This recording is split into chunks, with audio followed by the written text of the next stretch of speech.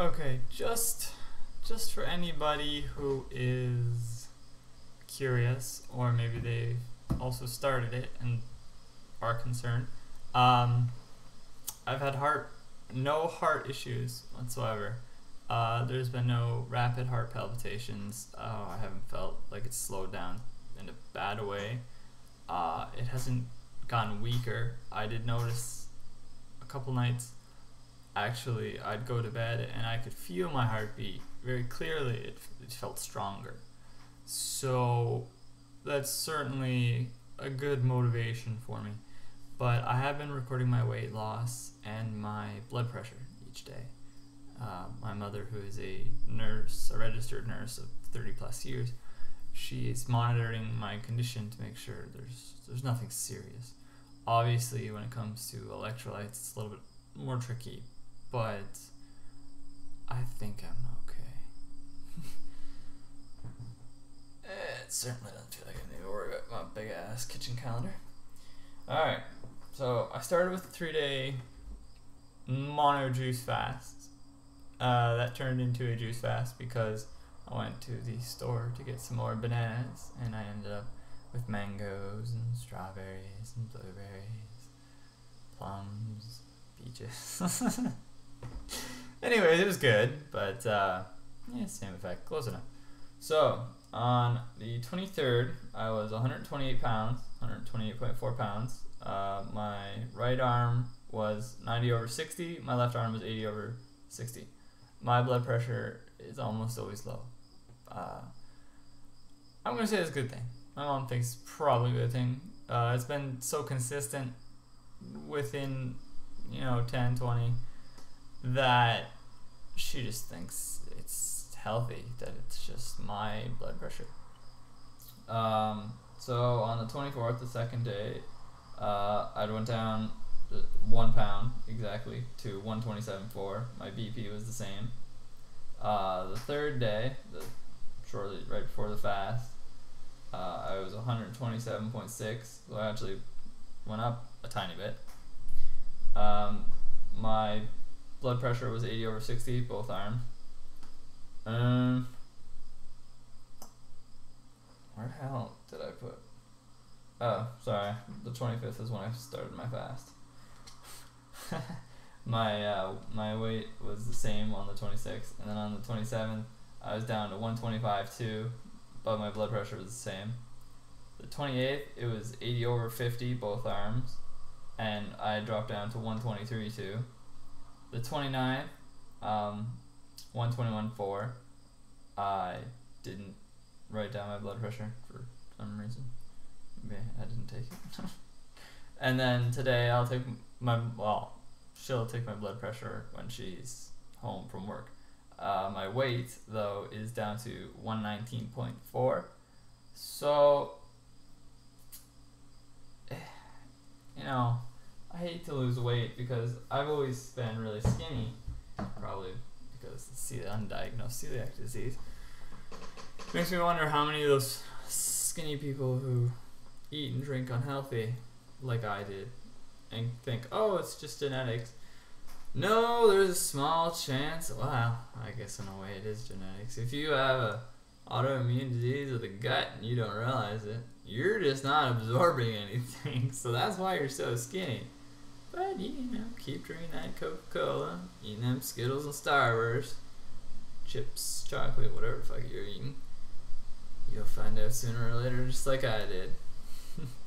Although, I really do implore anybody who is like that, like I used to be, don't think you're magical like Shaggy from, Scooby-Doo. Get tested for celiac disease. Read over some issues like, IBS, colitis, Crohn's, stuff like that. See if maybe it's something you could have. Because if you diagnose it and you deal with it before it gets out of hand, you'll save yourself so much suffering. It's just not worth it. They're good, but they're not worth it. For me, I think my only saving grace was I was never a big snack person. I didn't eat very much. I mean, I ate lots of what I thought were healthy foods. I ate breakfast every morning. I thought I was healthy, but I was eating, breakfast cereals, which is, those things are cancerous. It's like sugar, highly refined, processed, genetically modified wheat and corn. I thought I was healthy because, they always say if you eat breakfast every morning, it's good for you. You're healthy. No. Not when you're eating that stuff. Oh, and sugar crisps. Oh my god, they were my vice. Oh, I love them so much. I even loved when I'd pee afterwards and it smelled like sugar crisps. Oh, I don't know what it was about them. They're so good. No, but for me, I ate a lot of spaghetti. At one point in my life, I actually thought I was going to be a chef. I really wanted to be a chef. I really wanted to be able to cook exquisite food, so good that I'd never have to do dishes again, because they'd be so grateful for the awesome food, they'd do the dishes for me. And I thought, I had this kind of dream that I'd go to Italy and I'd specialize in Italian cooking because they have so many kinds of amazing pasta and cheeses, garnishes. I never realized the spaghetti is really unhealthy. I mean, there are some kinds that are alright, but grains in general just aren't doing you a lot of favors. At least it seems that way. And I just thought I was healthy, but even with peanut butter, I used to have these protein drinks trying to bulk up. It was peanut butter, banana, whey protein, and ice. I think that was it. Really? No, and some milk, I think. Of course, it was, store-bought 2%, so it was not healthy. I don't know. I thought that was, really good for me, but it really wasn't. I mean, the bananas were good, but the peanut butter was like Teddy Bear brand, sugar, salt, oils out the kablooah. Just learn a lot. But for me, the real vice was Coca-Cola or root beer, any pop really, soda. I drank a lot of it, and as my health deteriorated, it didn't deteriorate in such a way that it was obvious to the doctors, not that they were any help anyways, or me. I mean, honestly, I hadn't even heard of celiac disease until I was diagnosed. Not once. And if I had, I probably tuned out. If I heard of gluten, probably tuned out, because it was all a new world to me. And that was 5 years ago, 4 years ago. So it's basically, it's been around for a while, and I only just heard of it when I was diagnosed. But the symptoms for me primarily were cognitive, severe brain fog, depression, and anxiety. And the anxiety was like an ever-increasing paranoia. I got to the point where I was only comfortable going out if I was carrying a knife. It was insanity, but to me that was normal. I just thought that was life. Thought we were living in a dangerous world. Every time I'd see a group of a few people or more, if they were my age or older, I got right paranoid. And there were some, criminal elements where I lived, but I had never personally been the victim or known anyone who really was. Never seen it. There's no reason for me to be that paranoid. I should have known something was wrong. I did kind of know, but I guess I just thought there was nothing I could do about it. I never imagined it would have been attributed to celiac disease.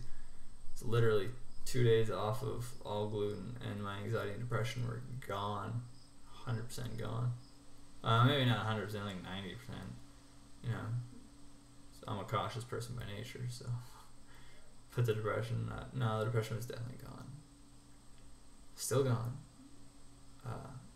Just the chronic fatigue now and the brain fog still linger. That kind of ticked me off, because they're like, oh, now that you're gluten free, a year, maybe 2 years max, and you'll be all healed up. Heck, you might even be get rid of that lactose intolerance. I knew one lady down at the market who made gluten free products, and she's like, I'm no longer lactose intolerant, And my mom was telling me stories from people that she worked with who had celiac disease or knew someone, and their miraculous healing. Of course, I've since read articles that say it's an overwhelming majority who don't heal. there is no massive improvement going gluten-free. Obviously, they can't keep eating gluten. It's destroying them. It's detrimental. But simply getting off it and avoiding it isn't enough. They don't tell you that. I guess I just don't want to say that they're completely powerless or incompetent. But, you know, whatever. I don't really blame them or anything. But, I completely forgot the point of what this video was about. So I should probably wrap it up. It's at 10 minutes down. Sorry for rambling. And congratulations if you stuck through it.